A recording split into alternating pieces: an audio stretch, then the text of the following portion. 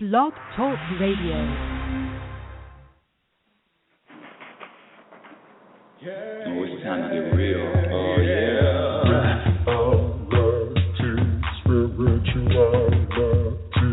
It's a new experience. Spirituality. Yeah, keep your ears open for this one now. Spirituality. You got a question for RLN? Spirituality. Yeah, it's time to get some answers, baby. Spirituality. Oh, now we get real.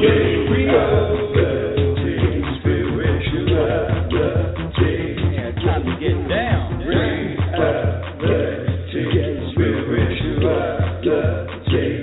Yeah, you gonna feel good now. Real good. That's what I'm talking about. Time to get real. Welcome, everyone. Welcome to Reality Spirituality. What a beautiful morning. It's starting off just a little cloudy, a little damp, a little cold. Winter is coming. Fall is here. I love this season. I mean, I am just not a summer person. Welcome to Reality Spirituality. I'm your host, Rebecca Lynn Norrington, and thank you so much for listening. Thank you for being a part of this community. Thank you for sharing Reality Spirituality radio all around the world. Who am I? What is this show about? Thank you for asking. Reality Spirituality is a show that is a term that I use that really describes our everyday life. What is going on from the smallest incidences, from the smallest events, from the smallest circumstances, everything that happens, everything that we experience, everything that I experience. I like to really talk about myself instead of we, because I've learned that I have no clue as to what's going on with you, but what I do know is you are on a specific journey. You are on a personal journey. And my journey began years ago when I asked the universe for two things. I wanted to be happy, and I wanted to live to my potential. And this journey of discovering what and how, what does being happy really means, how to be happy, when to be happy, what does that even feel like, what does it look like? What I have discovered, my dear audience, is that, hey, good morning, Robert. What I've discovered is that this happiness, this feeling that I'm talking about in the show has really nothing to do with anything that happens. And I had an experience this week, and it was really, really profound to me. I was, yay, oh, it's so good to see you here. I wish you could call in and we could chat. I don't know if you have time to do that, but if you call in and chat with me, because there's nobody calling and no one in the chat room. But anyway, I've got this great story, Robert, about what happens. And if you've been listening, you know I had surgery a couple of weeks ago, and last week I went to physical therapy. Now, it's funny because I'm healing so quickly, and I like to say it's because I'm an athlete. I'm healing so quickly that I've gotten rid of my brace 2 days ago, not on crutches anymore, and I actually went to the doctor a couple of days ago, and he says, massive tissue damage, ligament repair, burrs on the hips, and file down, all of this other kind of stuff, and he's really surprised at my recovery. But let me get back to the story. So I'm in physical therapy. This was on a Monday, just this last Monday, and a gentleman was next to me, and he was an older guy. And so I like to just strike up a conversation with strangers. It actually depends on my mood. But I asked him, I said, well, what are you in for? And it come to find out that he had hip surgery, a different type, but it was the same, they go in with a scope as opposed to cutting you. It wasn't hip replacement. So he had surgery 3 weeks before I did, or a week before I did. And I said, oh, really? Who's your doctor? Same doctor. My doctor, his doctor, same doctor, which just happens to be one of the hip specialists in this medical group. So we were chit-chatting about our doctor and how great, how much we liked him. And then he started telling me more about himself. I said, so you don't work? No, I'm retired. I used to be in entertainment. Well, listen, used to be in entertainment. My ears are perking up. Really? Because if you haven't listened to the show before, you know that I want reality spirituality, my vision, my vision, my intention, what I want, and I use "I want" in quotes because I know it's not what I want. I really know it's not what I want, but I'm throwing it out there just in case the universe wants to oblige. Is to have a show on OWN, reality spirituality on OWN. Okay, so when he said entertainment, I said, well, what type of entertainment? He says the music business. He used to manage Fleetwood Mac, and this goes back old school to my old school people. Fleetwood Mac, who else? Carly Simon. He named a few really prominent people in the industry, and he was telling me there was a time in his life where he was really, he's like doing all this revaluation right now, and he told me he was 71. 71, you look really good. He says, I'm doing a lot of reevaluation of my life. He says, because I used to, when he came up, it was in the 70s. He even said he took drugs, and he, people in that, not people, but he said that he was very temperamental. He got angry. His artist got angry at him. I mean, it was a real scene, man, and he was really, feeling like I'm different now. I'm different. So then I said, quite frankly, I said, oh, so you're telling me that you were an asshole during those times? He says, yes, I was. And I said, well, we all were assholes. No, I said I was an asshole at, quote unquote asshole at one time in my life also. And we kind of chuckled over that. And I said, and this is one of my lines, I said, have you heard of Oprah Winfrey? Have you ever heard of her? And he looks at me and he says, yeah. And I said, well, I'm the next Oprah. And he looked and he kind of could feel me, and he says, really? He says, tell me more. And, of course, I gave him my whole spiel about my book and the radio show and people calling in, asking questions. And he says, well, for the last 10 years, this is what he asked me. He says, do you have a reel? A reel. He said, for the last 10 years, I've been working with David Letterman. Now, my mouth just drops open all the way down to the floor, and I said, David Letterman, he says, yes. He says, if you have a reel, if you have an idea for a show, he said, send me a reel. I'll give you my email address, which he did, and I know the people that program Wild World Pants, David Letterman's production company, and I also know Oprah's people. Now, here I am, happiness specialist, and I was like, what? Really? He says, yeah, send it to me. Yeah, I'll forward it on to the people that make the decisions. And then he was talking a little bit more about his relationship with David Letterman and how he decided, he says, David Letterman is retiring next year, and he was thinking about whether he should wait until David retired. And he says, no, I'm going to retire early. Why should I wait? I want to enjoy my life. He says, but I'll get to the people, get it to the people that you, oh, hi, Robert. I'll get it to the people. Oh, yay. Okay, perfect, yes. Thank you. You're definitely going to be on. I'll get it to the people that, in fact, let me do this right now. Oh, I have a caller from the 919 area code. And who might this be? You're live on Reality Spirituality. Good morning, Rebecca. It's Robert here. Hi, Robert. This is audience. This is Robert Sharp. And Robert Sharp, tell my audience a little bit about you and your radio show and when it can be heard, and your website and your new book. And just let's do a little commercial for my dear friend. Okay, but first of all, the first thing I have to say is I can't believe how pretty you looked going into surgery. I mean, it just doesn't seem fair. Okay, well, let me say I did put a little bit of eyeliner on, just a little bit of eyeliner, and I probably put a little bit of rouge on my cheeks, a little bit of, listen, now you don't want to look like a hag, but yeah, I was actually pretty cheery. I wanted to get it over with, Robert. Thank you so much for the compliment. Well, I'll tell you, I mean, when I saw that picture on Facebook, I thought, boy, I mean, you would have thought that you were ready for your close-up. Thank you. I really appreciate that. Yeah, got to represent being happy, right?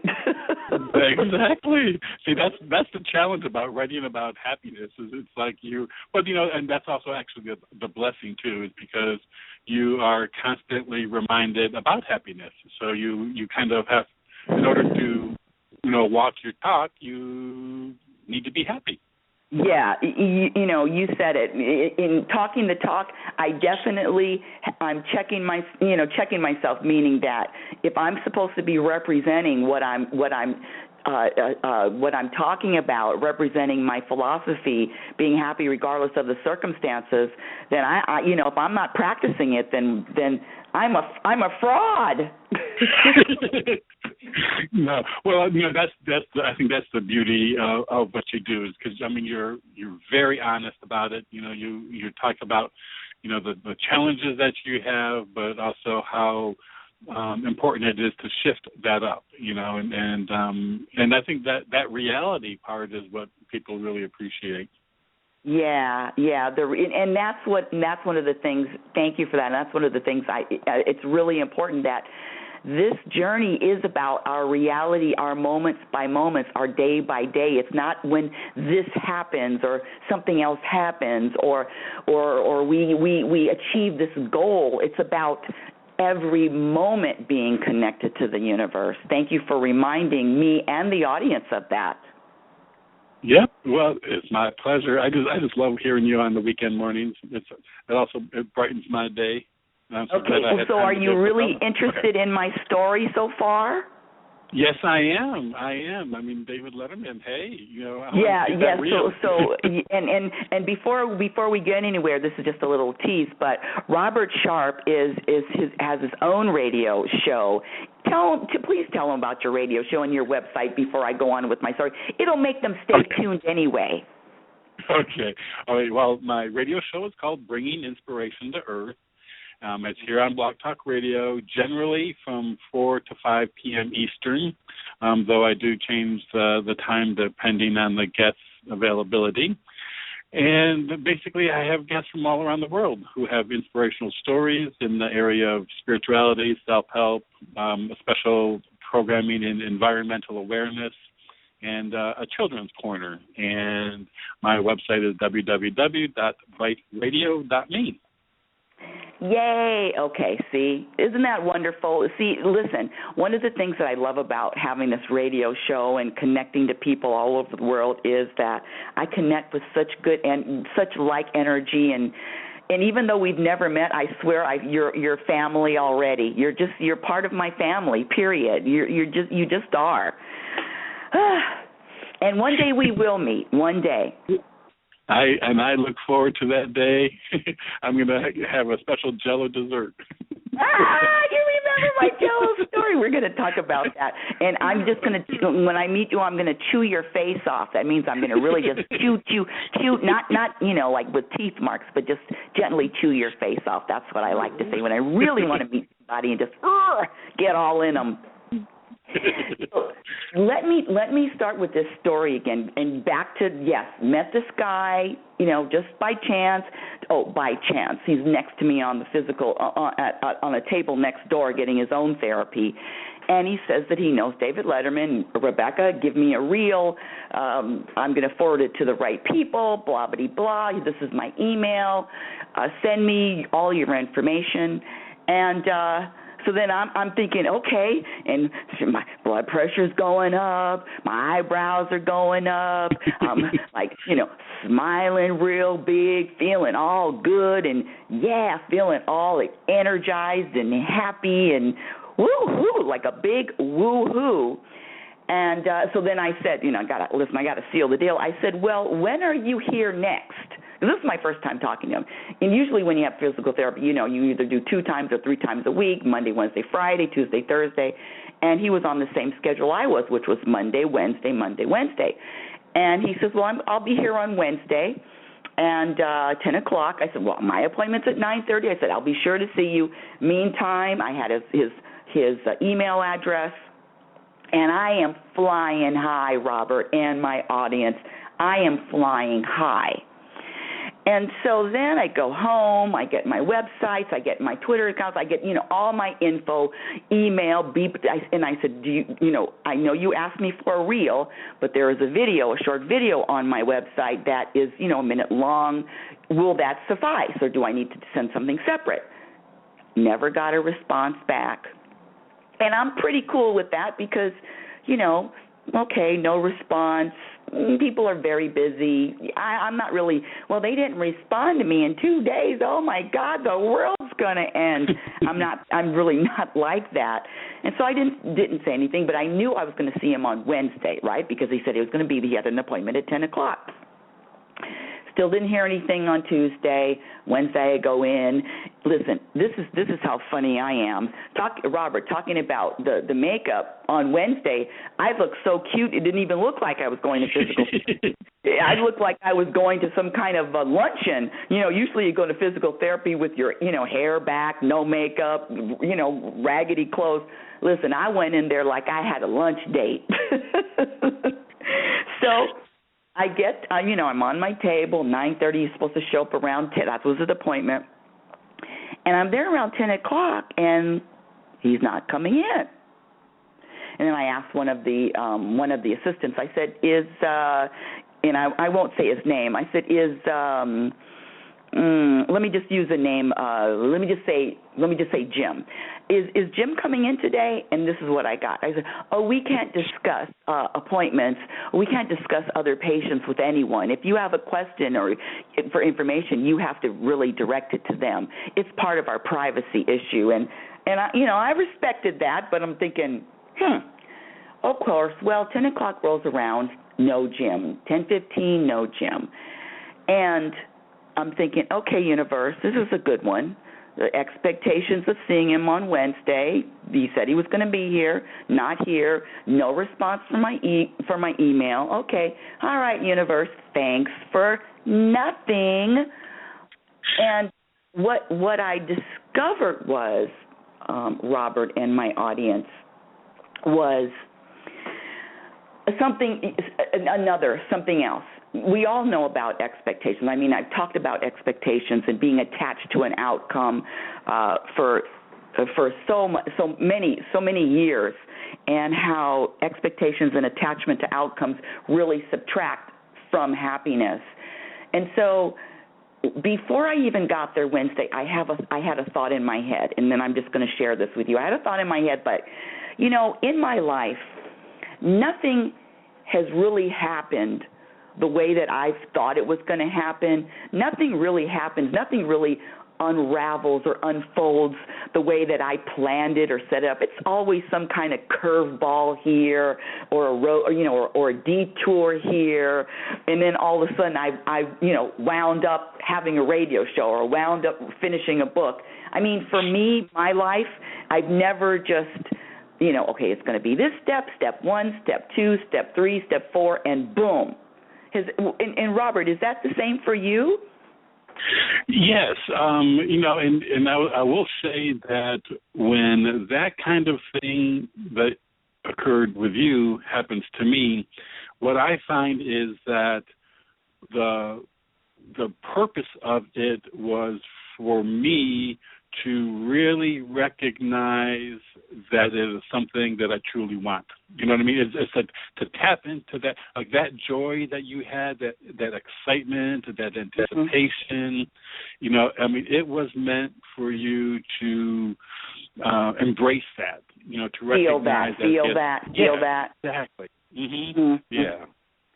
Okay.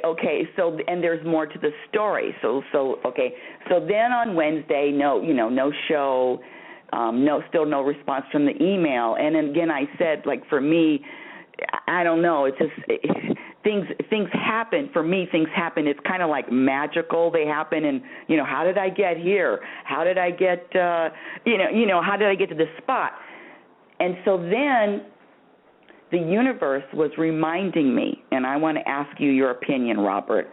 The universe was reminding me that this connection, talking about being happy, and when I say happy, it's a word that everybody's got a definition, but mine is being okay with what happens and being okay with what doesn't happen, and this connection, this universal connection, and the universe was reminding me that my connection with the universe, my sense of feeling well-being, has really nothing to do with what happens or what doesn't happen. And it was a reminder of that, because this feeling when I'm really connected to the universe, it's just like I almost start crying, and I can get that feeling just sitting alone in a room without anything happening. What do you think about that? Yes. I agree with you that it's the reminder of the connection. You talked about, like even sitting in the room and experiencing that feeling. It's to me, it's about tapping into that joy, and that connection, and it's wonderful. I love the fact that you don't attach to outcome. That's one of the things that I often talk about too, because it's kind of it serves a couple purposes. If things don't go the way that you expect or want, it can lead to disappointment. So if you release yourself from attachment and an outcome, then you'll also avoid any potential disappointments, but also you open yourself up to things happening even better and quicker in ways that you wouldn't imagine if you don't attach to a particular outcome. Okay, so now you're bringing up a really good point when you're saying attachment to outcome, because that's really, really important. And another thing about attachment, when I have attachments or expectations, attachments and expectations are always future. They're always future moments, future thoughts, future. Mm-hmm. And the future is an illusion, and the past, is also, and it's really about the moment. So if I attach, it means I'm in the future and I'm not living in the present moment. Mm-hmm. True. That's very true. And now, and I agree with you with kind of really being in the present moment. That is really the only time that we have to make things happen. The only thing I sometimes disagree with me. Have an exception. Well, no, it's not that. No, please disagree with me. Come on, that's stimulating. Please don't agree with me. No. Because I truly, like you, agree. That the present moment is really, the most important part where we should be putting our attention. The thing with the past, first of all, with the past, I completely disregard. To me, the past is over and done with, and so I really don't spend, or I try not to spend, time in the past. Now, the future, I think that kind of projecting a little bit into the future, or envisioning a particular future, daydreaming about, maybe what it is that I want, or maybe how things could happen. I think that's not necessarily a bad thing. Now, true that things may not happen that particular way, but in my opinion, that taking a present moment and looking at a possible future just sends out the energy that this is something that I would like. So, if the stars aligned and it is in my highest good, then this would make me happy. Like your own, to have something unowned. That's not right in the present, right at the moment, but that's an attractive future, and so anyway, as far as the past, I agree, that's over and done with. The future, spending some time in the present, envisioning a particular future isn't necessarily bad. And I totally get it in what you're talking about, having an intention or planting a seed and throwing something out there. And yes, I totally get what you're saying. And so this is what I've had to do. And then I'm going to ask you a really juicy question if you want to play. You want to play? Sure. I always want to play with you. Okay, good. Yay! Robert, like you have a choice. I do, but my choice. I know you do. And this is what I've had to do, and I know. Listen, I've done the visualizing, and that is a feel-good moment in the present, feeling good about visualizing or having an intention and feeling that intention. I get it. And I have to say for me, because I'm just sharing, I've had as what I've learned for me is the only feeling, and not the only, I'm not going to put a statement like that, but what is really important to me is the feeling I have in this present moment, because our present moments do create our future moments, is to have that feeling, this feeling of connectedness, centeredness, happiness, contentment, everything's in order. That feeling, I want that feeling in the future moment, and everything else that comes is just icing on the cake.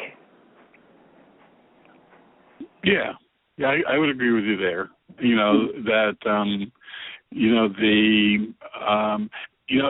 It's truly, to me, the emotions of the moment are what drives us, into action and drives what we manifest and what becomes our reality and that kind of thing. So I'm very aware of and stress the importance of feeling the moment, whether it be good, or excitement, or even sad, or even disappointment, then those things are, those are equally as important. Okay, now we're talking about emotions and sad and disappointment and all that stuff. And just to remind my audience that the emotion is what it is, really without a label. We put labels. I put labels on things, and I don't. And anytime I put a label on it, like I'm anxious, or I'm excited, or the labels are the things that, for me, I really practice these days having the experience without judgments or labels. Because once you have a label, then there's a judgment about the label. Maybe, not always, but I find for me. So it's like just have the experience without any labels and without any judgments about it. In other words, just feel it. Just feel it and feel something different, and it's all good. I think that's what we were saying earlier. It's all good. Yeah, you're right, and I agree with you regarding labeling, because once we label something as good or bad or in a particular box, it immediately brings up all kinds of preconceived ideas and really limits our ability to kind of pass through what it is that we're experiencing. Now you said, and I want to also say, because I have a few people in the queue, but nobody wants to speak with me. But anyway, if you want to speak, just click on that number 1, and you can always call in. Everyone, call in at 646-564-9619. This is a live show, 646-564-9619, and ask your question.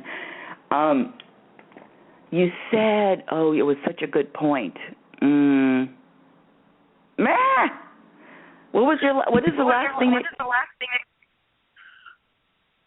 Well, I was talking about, the fact of the labeling, that it, when we label is good or bad. Oh, yes.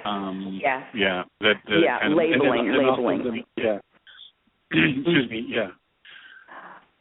Yes, labels are all created, all man-made, all, and just for me, I'm just wanting to be more universal as opposed to man-made.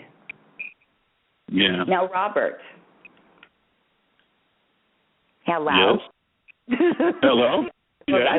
I love your voice. Your voice is such a cool radio voice, Robert. Oh, thank you. What has been in the last week? What has challenged you? How about this? What created an energy shift with you? What are some of your, quote, challenges or experiences that energy shift here, energy shift? Let's share.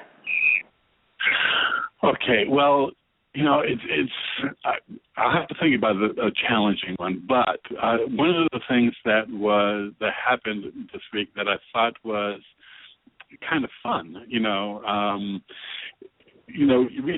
we both have had occasions where we schedule a guest, and the guest doesn't show up, the no-show.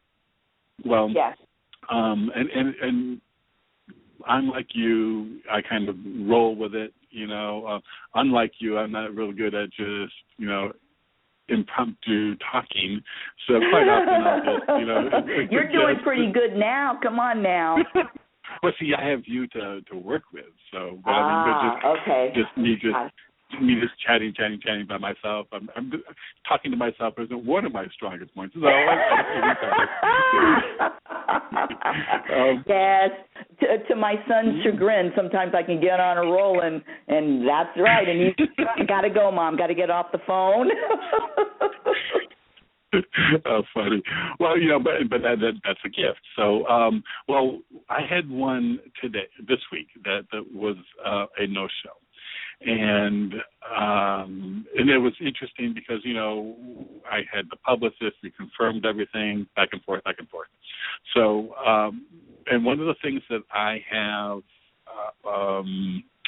recognized is whenever that happens, it's one of those cases where I find, in hindsight, generally, that the guest, it's kind of a good thing that the guest wasn't there because, one of whatever reason. But anyway, so I've always, the first couple of years of the show, it really got on my nerves. But whenever it happens now, it really stuck in your craw. It did for days, but that craw hasn't been visited in a while. So, but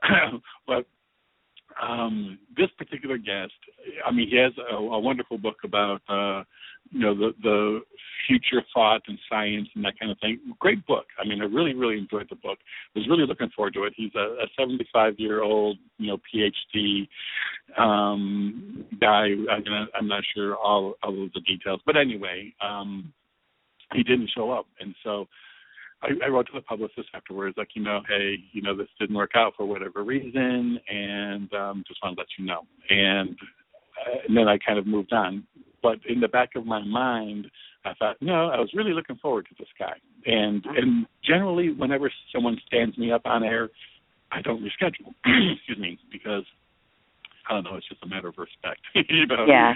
Particularly, unless there's a good reason. And there have been cases where, I've had one guy who was taking his father to the hospital, or one woman's, mom had just passed the night before. So those are understandable, and of course those are still no excuses, but keep going.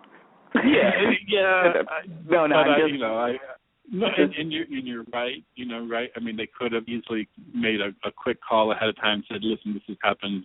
So I was just kidding. I was just kidding. No. I was actually kidding that But keep going. Yeah. I guess I was the only one laughing on that one. Go ahead. It's. You're thinking that, like you said, it's inconsiderate, lack of respect, manners, consideration. Yeah. Yeah, that kind of stuff. So yeah, but anyway.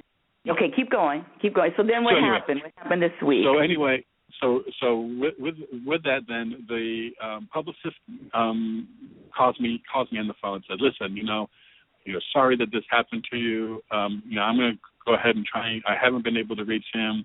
I'm going to call his wife and see what happened." And so anyway, I mean, he was like worried that something happened to the gentleman. I'm 75 years old, and that maybe something health-wise.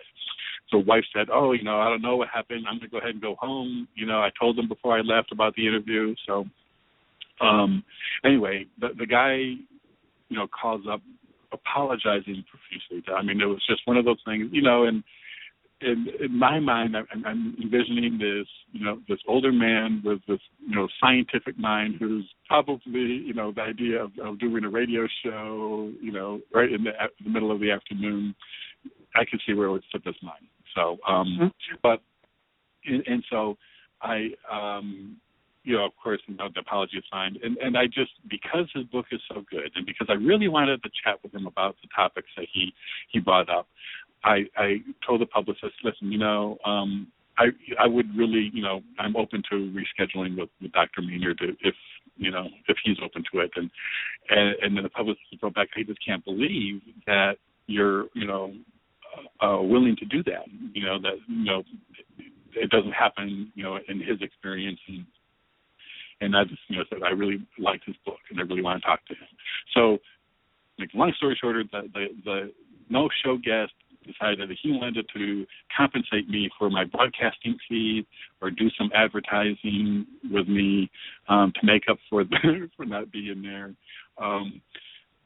And what happens is the publicist ends up proposing that this guy pay for 2 months advertising for my new calendar, an inspirational calendar. Oh, my one goodness. Website. And the guy says, "Sure, where do I send a check to?" Yeah. So I mean, it was truly lemonade from lemons. You know what I mean? It was, and it was one of those cases where, just by taking a soft approach and an understanding and compassionate approach to the situation, really came back in a real positive way, so anyway, it was one of those. Let me say this, because you there are so many really good points that you brought up. Reality, spirituality, really, really good points. From how you talked about in the beginning, years ago or a year ago, when you, like you said, you were annoyed when people didn't show up, really, got in your craw and all that kind of stuff, and now you've elevated or just gotten to another level, if you will, another level of being, and no thank you, not rescheduling, and then now to just this week having a totally different approach. And that's what growth is about, people. It's really about just being a different person or having different perspectives or behaving differently in your life than you did a year ago or 2 years ago or 3 years ago. That's really what this whole in my opinion, what this whole journey is about, is just evolving and growing. And one of the things that you said, which is really, really important, is being open. I don't know if you said it or you know what, I'm going to take the credit. Let's be open. No, we both said it. Open to all possibilities. In other words, when I make a statement, I call them bold statements. Well, I'm not going to ever, and she did, and I did, and that's never going to happen, and I know that. Then I'm still going into the future. I'm still, giving the universe a bold statement, like I'm going to or I'm not going to. And what I've discovered for me is to be open to all of it, even if someone has. Is there an echo around here? I heard one just a little bit, the last few sentences, but that was it. Okay. Well, even though whatever anybody does, in other words, Okay, just a real life story. I've been gone from my regular 9-to-5 job for, almost 2 weeks, maybe a little bit over 2 weeks now, 2.5 weeks. Well, there have been few people that text me, call me, how are you doing? And, my thing is, well, you call me and say, how are you doing? You don't have to do it every day. Please don't call me every day. But, check in, you're okay, serve you in okay. And there are people that don't. There are people that didn't. Now I'm on my ego. Well, they must not care, and never talk to them again. I'll never look at them the same way. Blah. If they really cared, they would have checked in. All of that's ego for me. Just talking about for me. And what I found is I'm not really being open, and I'm setting I'm giving the universe like an ultimatum, or this is exactly in other words. I'm going to be open to whatever relationship, or I'm just not going to make any bold statements. Just be open to all of it, all the possibilities. Open your arms and embrace it all. That's what I really want to say.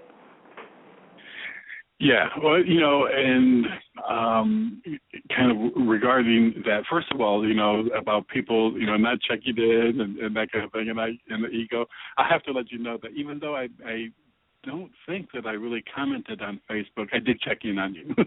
So, stop it, Robert. Listen.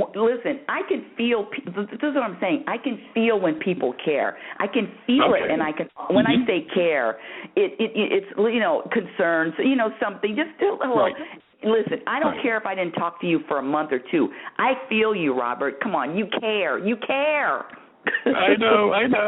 No, but the point with that one is that the idea of things happen behind the scene. You know what I mean? I mean there's so many things that we don't see that that are happening around us. And so in that particular one. So now. So anyway, that particular one, that was what I wanted to make a comment about that. And then, you said, I kind of lost my track on the second one, the allowing things to happen. Yeah, let me just say this about because I really want to clarify this with this people calling or not calling or sending me notes or anything. What I really want to say is that's my ego in control. My ego is telling me these people don't care. That I really want to make a distinction between that, because it's really never about another person. How I feel or how I respond is never really about another person. It's really about what's going on inside. And when I look at someone else and, well, you don't care, you don't, and put all this judgment on them, it's my ego doing it. It's really not me. So it's just knowing the difference between the two has been my savior to, hello, ego, so you want me to be disturbed because nobody sent me a text? Oh, you want me to be annoyed and hurt feelings because somebody didn't send me a get well card? So I just want to really stress that, because one of the things I wanted to talk about in today's show is this. Like I said, what are the lies that are told? In fact, that's going to be my next book. The major lies that are told, and one of them is that somebody else or something else or some circumstance is really in control of my feelings, how I feel, or someone can hurt my feelings, or someone can offend me. It's just not true. Robert? Yes, I agree with you. Yeah, on that particular one. Yeah, it is. And it's wonderful to be able to differentiate. To isolate the ego, to recognize the ego wanting to do certain things, or kind of trying to direct your thoughts and your actions. It is. I think you can avoid a lot of confusion and sadness and disappointment by recognizing, that's ego, and just laugh at it. It's like, ha ha, you want me to do what? That, guess what? I know better now.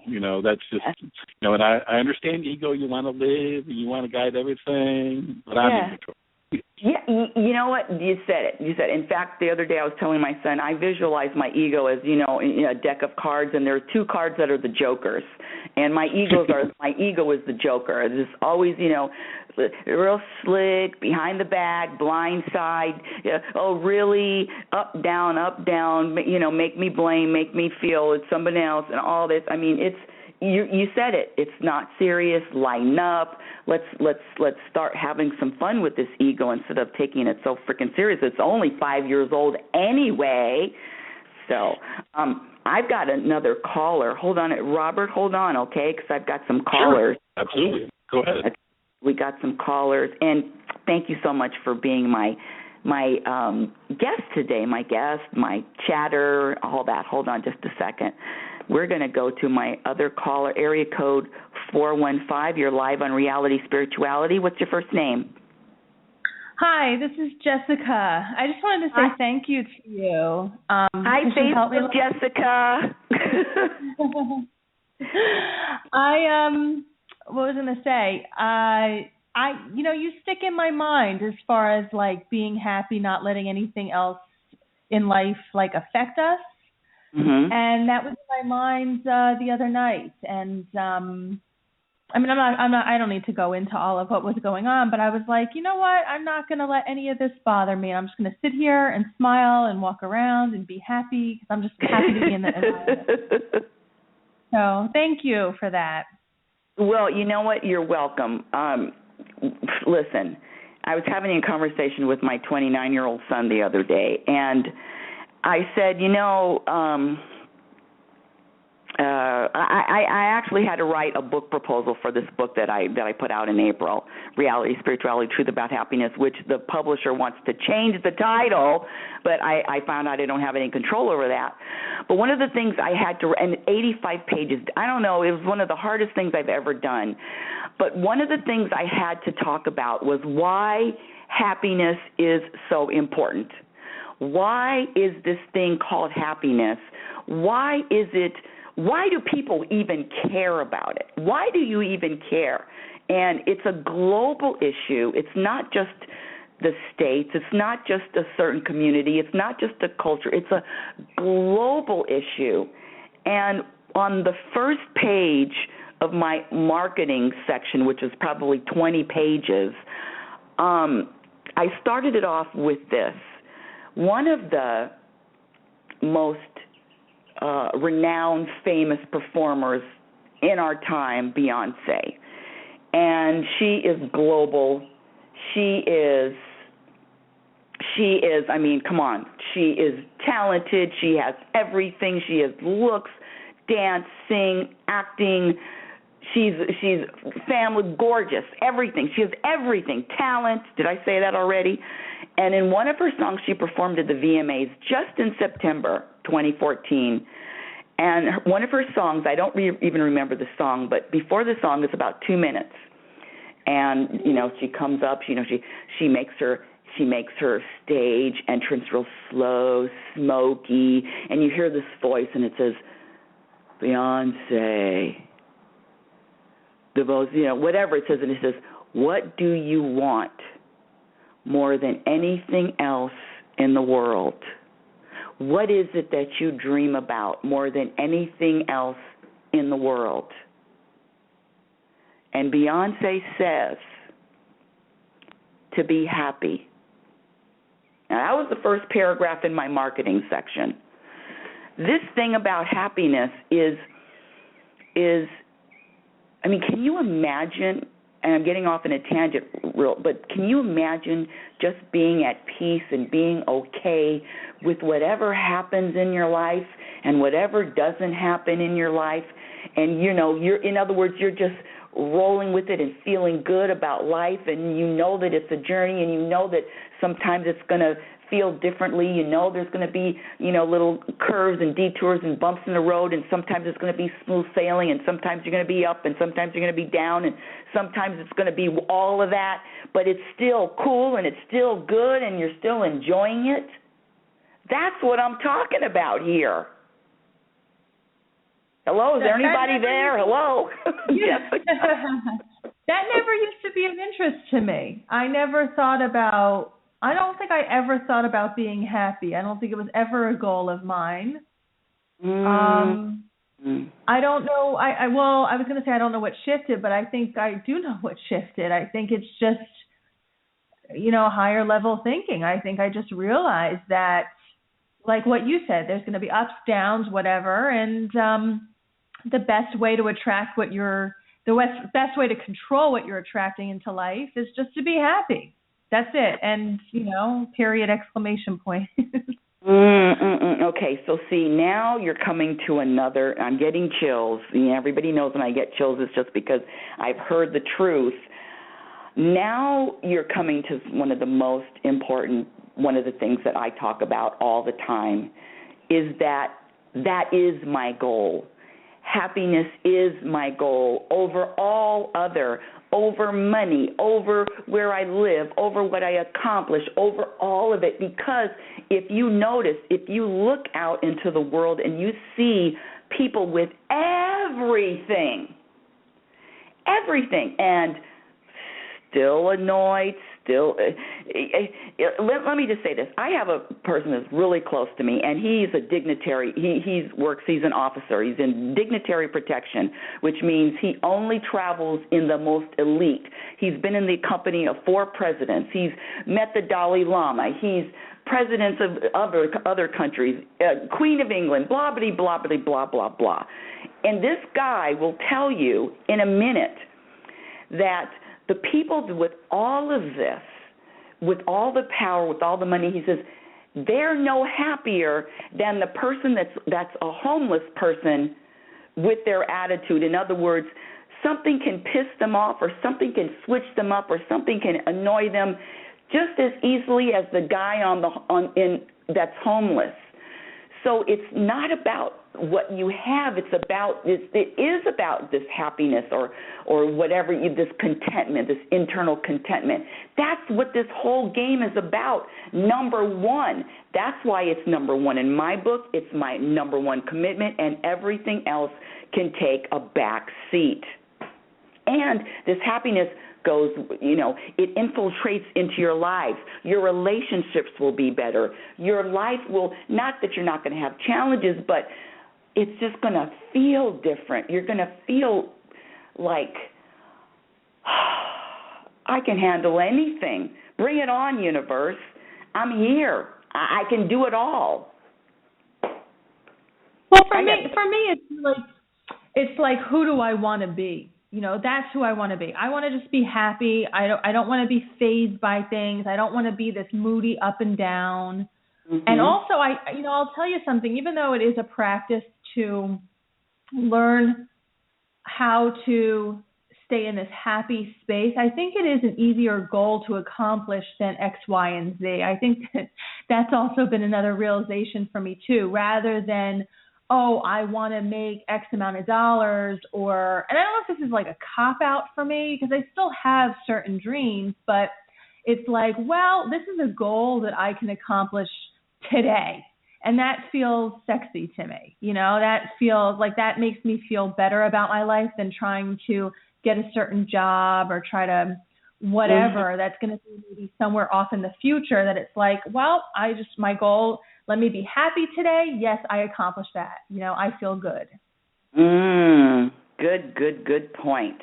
Good point. When, and really everything else just starts flowing. If things just start flowing when that is, give me, one of the things that before I make a decision or before I say anything, especially relationships, people listening, my challenge is with my mommy. My mommy is just a, challenge, quote unquote challenge. But one of the things that I've done is you're right. You're right, Jessica. It really simplifies life. These goals of this intangible goal of this feeling of well-being and happiness is an intangible goal that is easier, and it actually makes you feel lighter. All these things to do on my things to do list. I wish I had a things to do list. I don't have a things to do list. I do things when I'm inspired, but I don't do things because it's on a list of things to do. It's just too heavy. I want less things to do than more things to do. Does that make sense? Yeah, well, and I do that as well as far as the inspired, but what do you, I mean, I heard you say that you have like a full-time or part-time job, but what do you do with all your time then? Because, I mean, you only get inspired after a lot of things, so... What do I do with all my time? As little as possible, honey. It's funny because I've told this story before a long time ago. It's about I was brought up in a home where if I'm not productive, if I'm not doing something, then I'm A, lazy, I'm B, wasting time, I'm,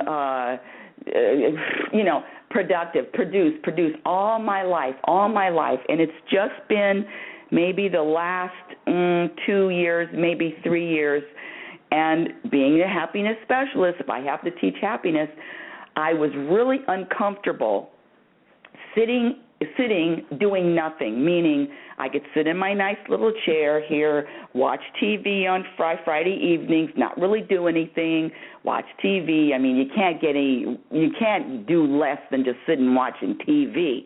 And so I would really feel bad about myself. Jessica, have you heard this story? No, I haven't, but I've been through what you're talking about. So yeah, go ahead. Okay. So this is it. Not doing anything, sitting around not doing anything, and then the universe says, well, you want to be happy, right? We want you to start feeling good about you doing nothing. How can I feel good about doing nothing? I mean, is that even possible? That's what we want. You're a happiness specialist. We want you to feel good about doing nothing. Okay, Friday Friday and Saturday and Sunday, all weekend long, do nothing. This is at least a couple years ago. And finally, after a while, I could sit Friday, Saturday, Sunday, get nothing, quote unquote, accomplished, do absolutely nothing, maybe watch TV, no reading, no nothing, no writing, nothing. Just zoning out, doing nothing. And do you know how long it took me to feel good about myself doing nothing, Jessica? Take a guess. Yeah, probably a while, I would think. Thank you. Give me a guess. Well, I went through that, and you just made me realize that even though I think I'm doing nothing, I'm still doing research on the internet, so I'm not even doing nothing. So, I mean, for me, it's been years. So I don't know. I'm thinking I don't know how long it's taken for you, but for me, it's definitely been years, and I'm not even doing it. I think I'm doing nothing, but I'm not. I'm researching all the time. Listen. When I say doing nothing, honey, I mean doing nothing, and this is the key: do nothing and feel good about yourself. Right, but watching TV is still doing something, I think. I'm talking about doing nothing as far as like sitting out in nature and just sitting. Okay, like a homeless person. Yeah. Okay, well, for me, I don't know. To me, doing nothing is watching TV. But anyway, I agree. But I want to let you know how long it took me to feel good about myself doing absolutely nothing, even if I'm just sitting, watching TV, not watching TV, but just sitting, doing nothing for 3 whole days, getting nothing accomplished Friday, Saturday, and Sunday. How long did it take me to feel good about myself? True story. Guess. Years. Play with me and guess. I don't know. 5 years, 10 years. Oh, Jesus. Now you made a really good long guess. It took me over 2 years. Right, okay. It took me 2 years to get to the point where I can still feel good about whatever I do and whatever I don't do. I was telling my son the other day, I am tired, sick and tired of criticizing myself and judging because I didn't do this and I didn't do that and criticizing. And it took me over 2 years to feel good about Friday, Saturday, Sunday getting nothing accomplished. So to answer your question, what do I do most of the time? Nothing. At least I look at it as nothing. There are some days I don't feel like doing anything. This book proposal that I had to write with 85 pages, it was due in June. It was due in June, and I just finished it the week before I went into surgery, so the first week of October. And I didn't, one of my friends says, well, just work on it an hour a day. Work on it an hour a day, and then you'll get it done. I didn't want to work on it an hour a day. I worked on it when I felt inspired to work on it, and then certain days I didn't want to work on it. I didn't want to, and I still felt good about myself. I don't know about you, but I had this thing about really feeling bad and criticizing myself forever. I mean, that's how I was raised. Critical about myself. Yeah, me too. I think a lot of people are raised like that. Well, I don't really care about a lot of people. I'm just really talking about me and you. Yeah, well, I was raised like that. Yeah, I was raised like that. Mhm. Yeah. So it's really time to look in the mirror and accept all of it and feel good about all of it and give yourself a pat on the back. The universe gives us an A+ in every moment. We get an A+. We get an A+. We don't have to do anything. We don't have to say anything. We don't have to accomplish anything. We get an A+ from the universe. So I only want the universe grading me. I don't know about you. I don't want society grading me. I don't want people grading. I don't want myself grading me. If the universe has given me an A+, that's good enough for me. Yeah, I agree with that. Mhm. Well, we have come to the end of the show. You have a question, Jessica, about anything that's going on? No, I just called to say thank you to you. That was it. That's it. Well, let me just bring Robert back up. Hey, Robert Sharp, meet Jessica. And you know what? You people that called in, I have other people that have called in, but they really don't want to say hi. But you people made my show today, and thank you. Well, it was a pleasure to be with you there today, Rebecca. And hi, Yay. Jessica. Thank you, Robert, and thank you for your insights. And thank you, Jessica. And you two are not only part of the audience, you're part of the family. Oh, thank you. You have an echo. Yay. So, until tomorrow, everybody. What a great show. I want you all to remember Robert Sharp has a radio show on, Inspiration. Well, hold on a second. Let me bring Robert back to get the correct, all the info. Robert, go ahead. Please plug your radio show and all that again, please. Hello? Robert? Hello there. Sorry about that. Oh, that's okay. So tell everybody where they can find you, your radio show, and your website. Yep, it's Bringing Inspiration to Earth. It's here on Blog Talk Radio, usually 4 to 5 p.m. But my website, www.biteradio.me, I have a calendar that's got like the current month and the next 2 months worth of shows that are scheduled so people can check out what's up and coming. Yay. Thank you again, Robert, for being part of Reality Spirituality on this wonderful Saturday morning. Well, thank you for having me on. I really appreciate chatting with you. You always brighten my day. You know what, audience? See, that's what this life is about. I mean, did I plan this? Did I plan this moment? Did I plan having people on? No. Did I plan the show? No. it's just, life is just about just the journey, enjoying the ride. And I want to thank all of you for listening to Reality Spirituality. Again, the show is heard every Saturday and Sunday morning at 7 a.m. Pacific Standard Time. You can go to my website at RebeccaNorrington.com. That's RebeccaNorrington.com. And follow me on Twitter at RL Norrington. Like Reality Spirituality Facebook page. And you can get my book, Reality Spirituality, The Truth About Happiness, on Amazon right now before it is changed to another title. Reality Spirituality, The Truth About Happiness on Amazon. And just to remind all of my listeners who you are a physical extension of the universe. You're always growing.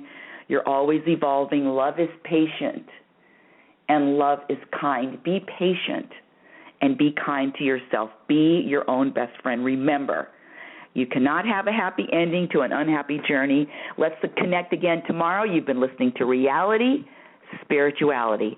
Talk to you all tomorrow. Yay. Oh, it's time to get real. Oh, yeah.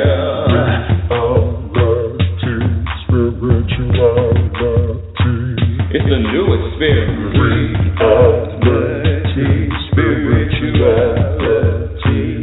Yeah, keep your ears open for this one, man. Reality Spirituality. You got a question for RLN?